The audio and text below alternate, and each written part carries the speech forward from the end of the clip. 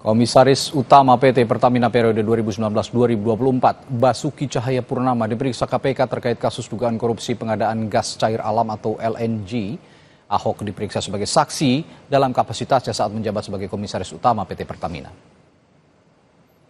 Selamat pagi, Pak. Basuki Cahayapurnama mengklaim kasus dugaan korupsi LNG telah ada sebelum dirinya menjabat sebagai Komisaris Utama PT Pertamina. Ahok juga bilang kasus LNG terbongkar saat dirinya baru menjabat selama 2 bulan. Ia juga sempat membuat laporan terkait dugaan korupsi LNG kepada Kementerian BUMN. Dalam kasus LNG, KPK telah menetapkan 2 pejabat PT Pertamina, yakni Vice President Gas and Power PT Pertamina tahun 2013-2014, Yeni Andayani, dan Direktur Gas PT Pertamina periode 2012-2014, Hari Karyuliarto. Sementara Direktur Utama PT Pertamina, Karen Kardinah, telah divonis 9 tahun penjara.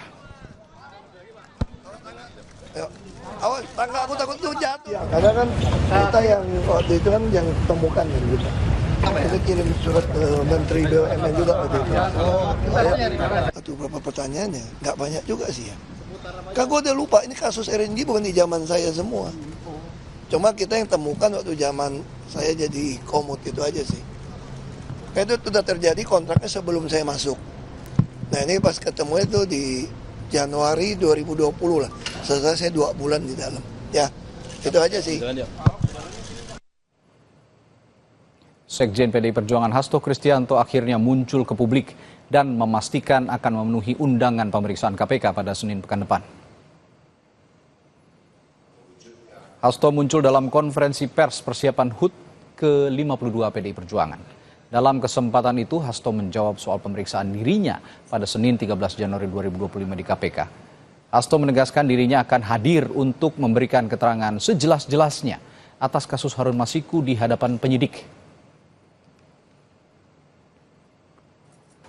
Saya perlu tegaskan bahwa saya sudah menerima surat panggilan dari KPK untuk hadir tanggal 13 Januari 2025 pada jam 10, dan saya nyatakan bahwa sebagai warga negara yang taat hukum, saya akan hadir memenuhi panggilan KPK tersebut dan memberikan keterangan dengan sebaik-baiknya. Sementara itu, juru bicara KPK Tessa Mahardika bilang hingga 7 Januari ada 34 anggota kabinet yang belum melaporkan LHKPN. Padahal tenggat akhir LHKPN bagi anggota kabinet adalah 21 Januari nanti. Tessa mengimbau anggota Kabinet Merah Putih untuk segera melaporkan LHKPN sebelum batas tenggat akhir.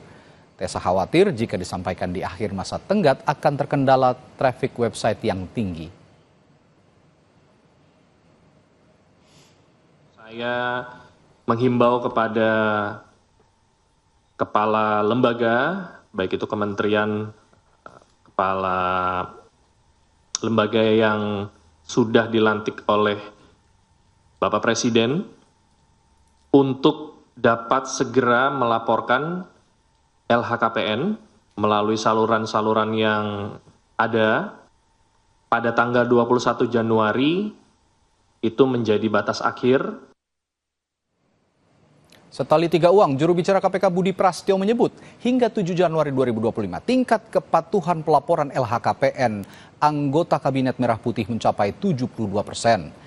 Budi bilang KPK terbuka untuk pendampingan kepada wajib lapor untuk pengisian LHKPN sehingga bisa tepat waktu. Berdasarkan catatan KPK per tanggal 7 Januari 2025, terkait dengan update pelaporan LHKPN Kabinet Merah Putih, kami sampaikan bahwa dari total 124, 90 diantaranya telah melaporkan LHKPN-nya atau telah mencapai sekitar 72%.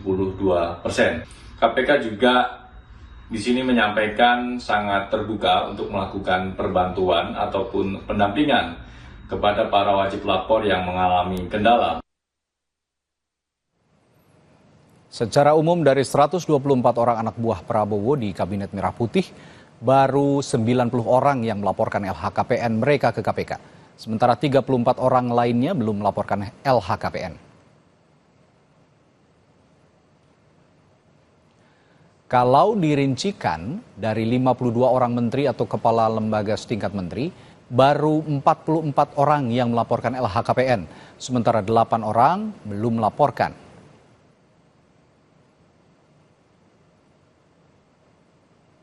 Sementara untuk posisi wakil menteri atau wakil kepala lembaga setingkat menteri, dari 57 orang baru 38 orang yang melaporkan LHKPN, sisanya ada 19 orang yang belum lapor.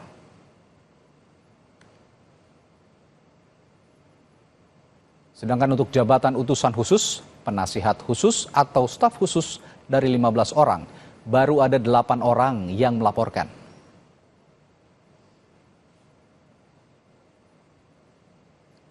Padahal berdasarkan aturan, penyelenggara negara wajib paling lambat 3 bulan sejak dilantik atau diberhentikan melaporkan LHKPN kepada KPK. LHKPN wajib dilaporkan setahun sekali saat menjabat. Jika tidak lapor LHKPN akan dikenakan sanksi administratif. Misalnya untuk ASN, jika tidak melapor bisa dikenakan sanksi potongan tunjangan kinerja 25% selama 6 bulan.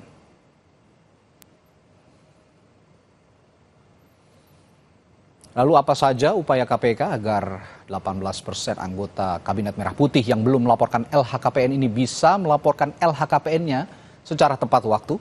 Jurnalis Kompas TV Rahma Piliang akan melaporkan dari gedung KPK Merah Putih. Rahma, tingkat kepatuhan baru 72%. Lalu apa saja imbauan KPK terkait LHKPN ini biar semua mereka yang belum melaporkan bisa tepat waktu melaporkan?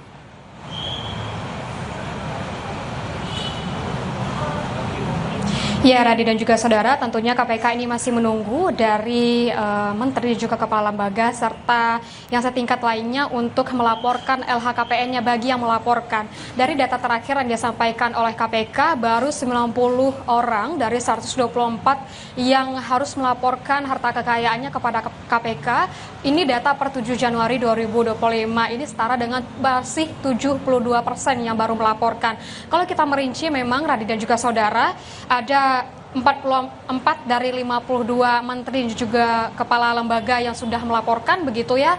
Ada juga 38 dari 57 wakil menteri dan juga wakil kepala lembaga yang sudah melaporkan dan 8 dari 15 utusan khusus presiden yang sudah melaporkan.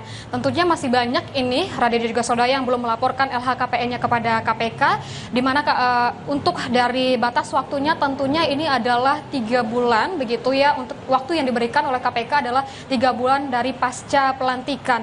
Kalau misalnya kita hitung itu adalah tanggal 21 Januari 2025 dan sekarang adalah tanggal 9 Januari 2025, tentunya ada waktu tersisa 12 hari untuk dari tenggat waktu yang diberikan oleh KPK. Dan juga Radi dan juga saudara, kalau misalnya kita melihat apa saja yang harus dilaporkan oleh penyelenggara negara kepada KPK dalam LHKPN-nya, yaitu adalah harta yang harus dilaporkan, tanah dan bangunan, alat transportasi, harta bergerak lainnya, kas dan juga setara kas, serta juga harus melaporkan harta lainnya yang tentunya harus dilaporkan dalam LHKPN. Dan proses yang harus dilalui oleh penyelenggara negara saat melaporkan LHKPN-nya yaitu pertama harus melakukan pendaftaran begitu, registrasi, dan dilanjutkan dengan pengisian dan juga pelaporan LHKPN.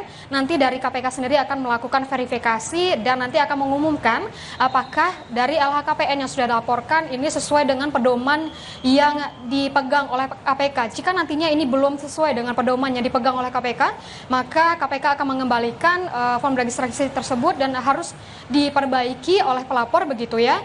Dan ini diberikan batas waktu 14 hari oleh KPK untuk melakukan perbaikan.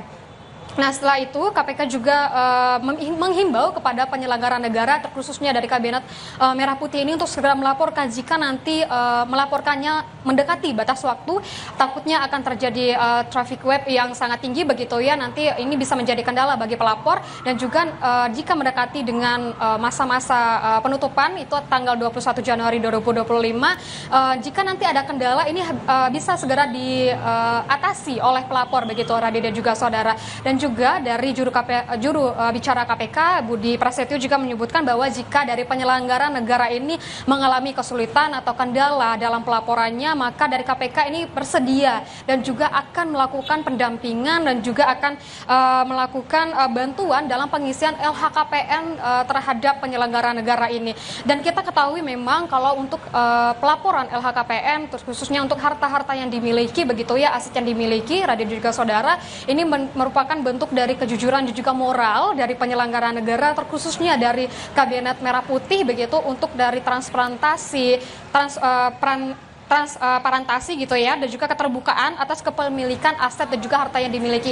Ini juga nantinya dari masyarakat bisa mengawasi dan juga bisa melihat bagaimana dengan harta yang dimiliki, nantinya juga bisa menjadi pencegah dan juga untuk pemberantasan korupsi.